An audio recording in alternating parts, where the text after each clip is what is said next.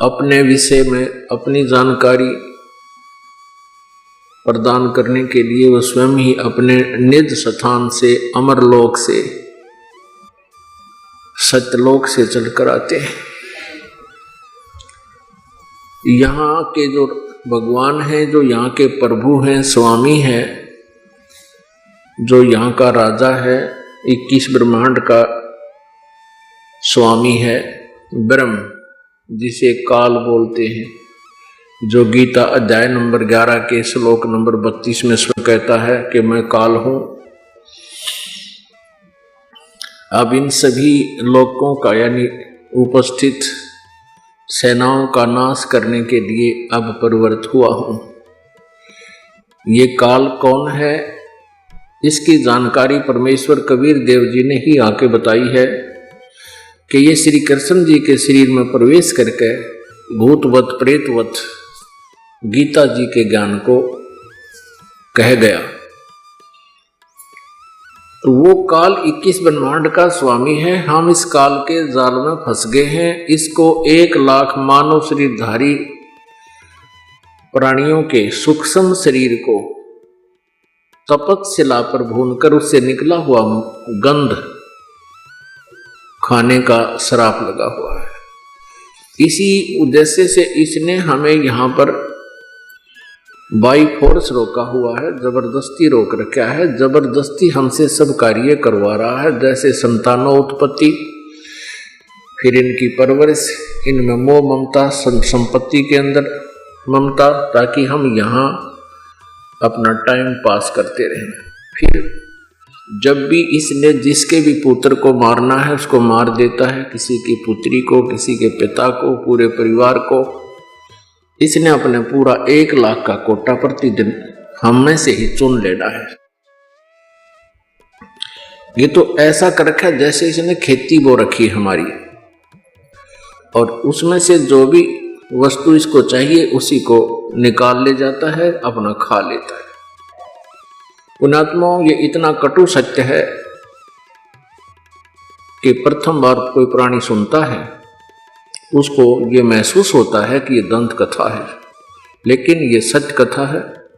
इसमें जरा सी भी कोई जो है चूक नहीं है, किसी प्रकार की न्यूनता नहीं है, ये 100% सत्य है। ये जानकारी परमेश्वर कबीर देव जी, जो हम सबका पिता है, जो हम सबका जनक है, जिसमें माता पिता भाई वाले सभी गुण होते हैं। तुमेव माता च पिता तुमेव, तुमेव बंधु च सखा तुमेव, तुमेव विद्या च द्रोणी तुमेव, तुमेव सर्व मम देव देव। ये वो परमात्मा है जिसके विषय हम ये सेंटेंस बोला करते थे। ये कबीर देव, ये कबीर परमेश्वर वो परमात्मा है जो बनारस में काशी शहर में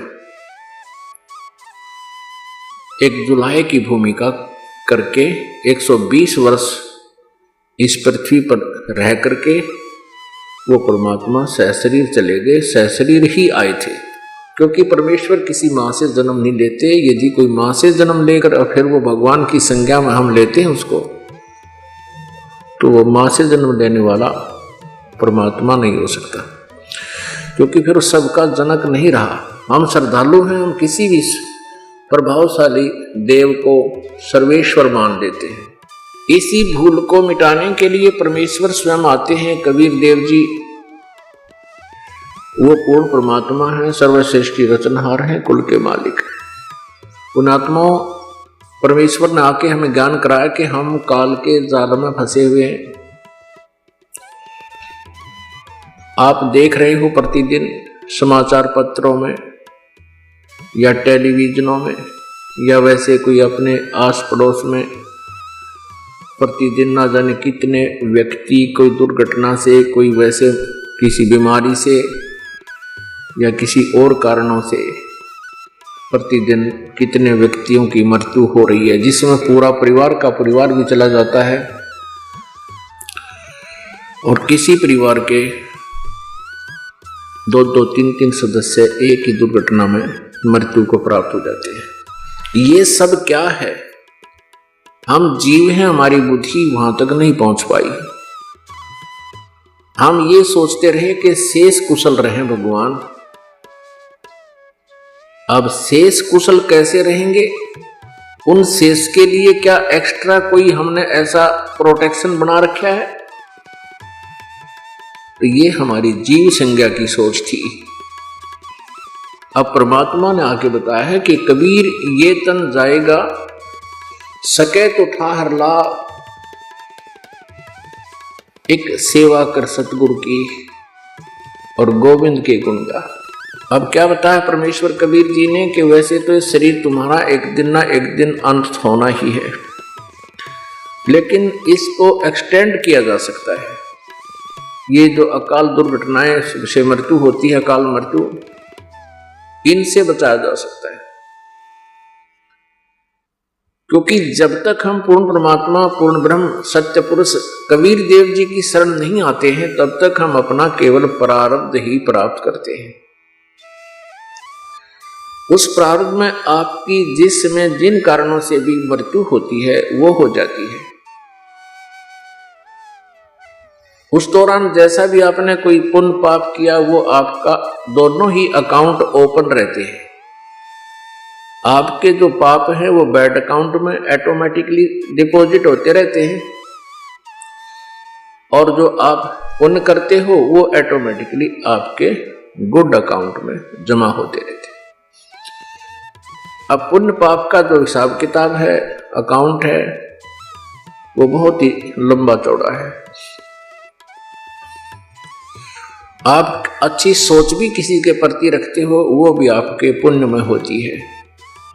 आप किसी के बारे में मलिन सोच भी रखते हो, किसी का बुरा करने की सोच भी लेते हो, तो भी आपके बैड अकाउंट में वो सोच का जितना भी आपको पाप लगना है वो ऑटोमेटिकली डिपॉजिट हो जाता है।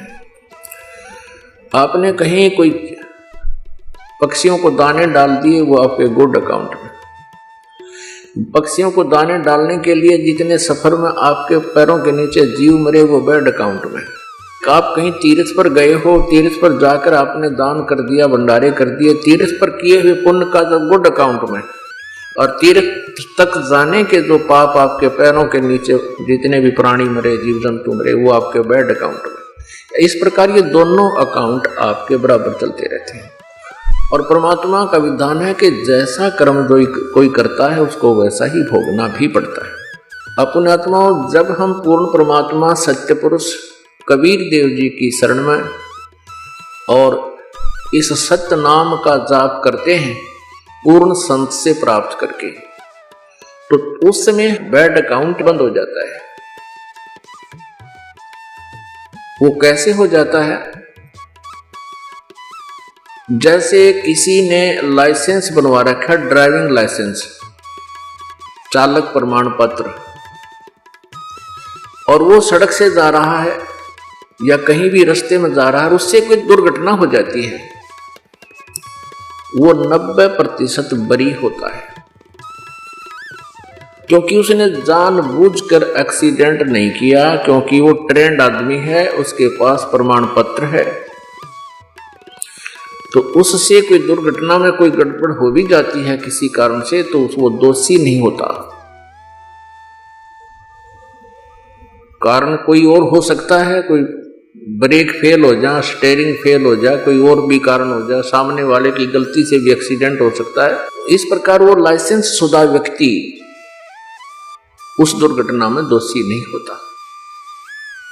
और जिसके पास लाइसेंस नहीं है और वो गाड़ी चला रहा है, उससे कोई दुर्घटना हो जाती है, तो सबसे पहले जो अधिकारी होते, जांच अधिकारी, यही देखते हैं कि लाइसेंस है आपका, लाइसेंस नहीं है तो फिर तो सीधा ही सजा होती है, उसका कोई प्रोटेक्शन नहीं होता। तो इसी प्रकार जब तक आपने लाइसेंस नहीं बनवाया है, आप साधना कर रहे हो, यानी गुरु नहीं बनाया है, तो आप जो भी कार्य कर रहे हो, पुण्य या पाप आपसे हो रहे हैं, तो आप, क्योंकि लाइसेंस ना होने से आप उस शुभ काम के लिए जा रहे हो, बीच में आपका एक्सीडेंट से आपके पैरों के नीचे जो भी